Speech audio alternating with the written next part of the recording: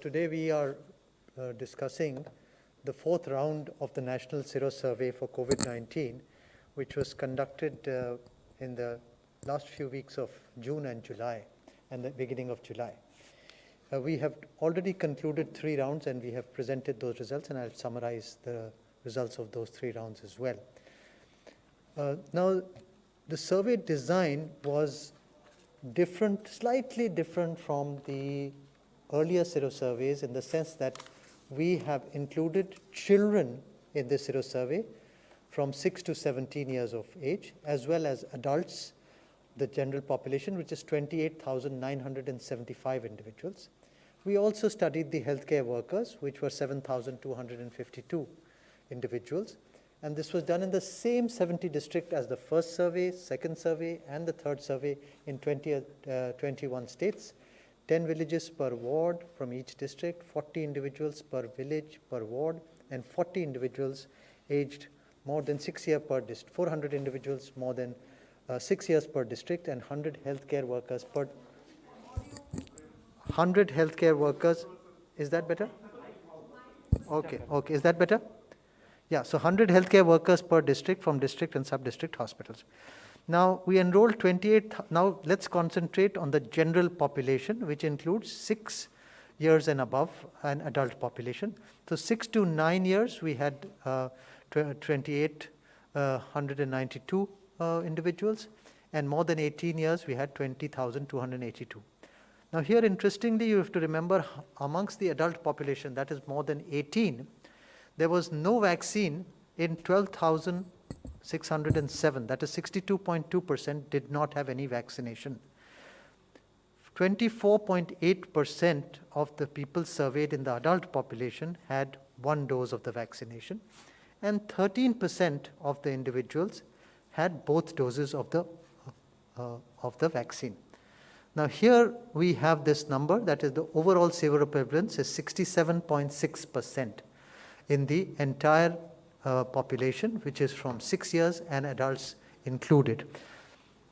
Now, if you disaggregate this data of sero-prevalence, between 6 to 9 years, it was 57.2, 10 to 17 years, it was 61.6%, 18 to 44 years, it was 66.7. Now, 45 to 60, it was higher, 77.6, and more than 60 years, around 77% again. So, more than 45 years, it's around 77%, and rest it is about 67% as a major.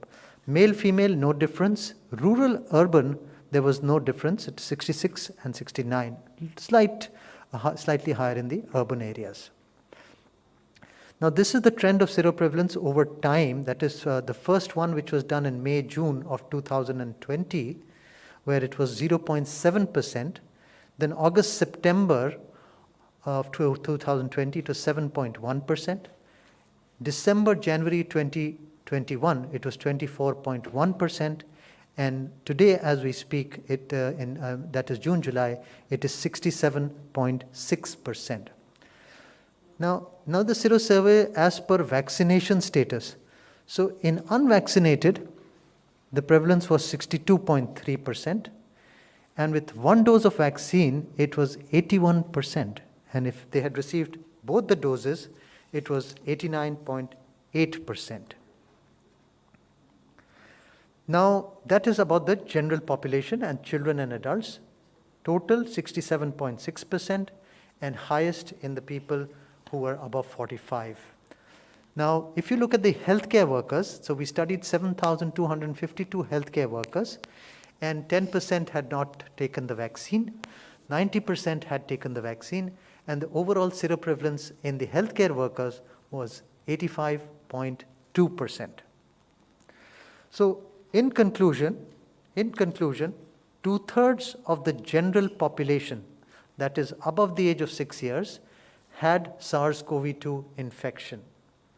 More importantly, 1/3 of the population did not have any antibodies. That is still approximately 40 crore population of this country is still vulnerable. States and districts and areas without antibodies run the risk of infection waves. more than half of the children 6 to 17 years were seropositive. And seroprevalence was similar in rural and urban areas. And 85% of the healthcare workers had antibodies against SARS-CoV-2. And 1/10 of the healthcare workers were unvaccinated, that is around 10%. So what are the implications of this sero-survey? So the implications of this large sero-survey done as round number 4 clearly show that there is a ray of hope. But there is no room for complacency. We must maintain COVID-appropriate behavior and community engagement. An important point to remember here is the National Sero Survey is not a substitute for local, that is state or district level survey. It is not a substitute. It is just giving a bird's eye view, the overall picture, panoramic picture of what is happening in the nation. But there is heterogeneity which is occurring from state to state, district to district, and we should be cognizant of that. So state-led sentinel sero-surveillance will inform further state-level action. State heterogeneity indicates possibility of future waves of infection. There may be some states which are very low and the population which is vulnerable is much higher there, and therefore the chances of future waves are higher in those states. Societal, public, religious, and political congregations be avoided. Non-essential travel be discouraged. And travel only if fully vaccinated. So these are some of the messages in terms of the implications.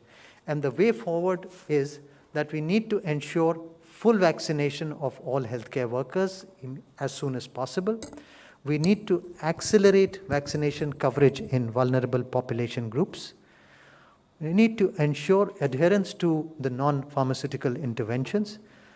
Continue tracking COVID infections in SARI cases in district hospitals. So that is another very important tool, that we use the SARI patients and test them for COVID and rule out if there is any sudden spike of COVID happening in these SARI patients, as we started in March, April last year when we were doing a survey for the beginning of the first wave.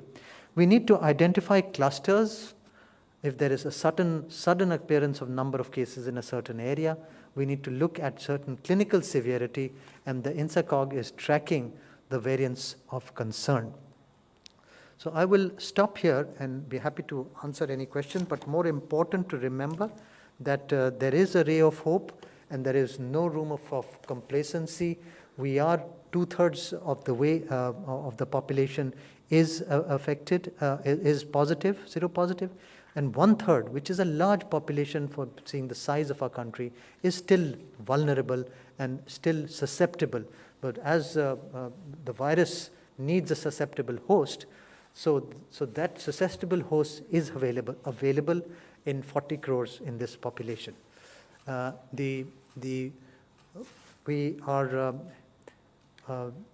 States would vary from state to state, and many states have done their own sero survey. Some of them are doing it at the district level, and that will that'll be very helpful in further guiding the response to the pandemic. However, the major response of societal, public, religious, and political congregations not happening still remains absolutely important. Non-essential travel to be avoided, and travel only if vaccinated, and community behavior, COVID-appropriate behavior and community engagement are absolutely essential for fight against COVID-19.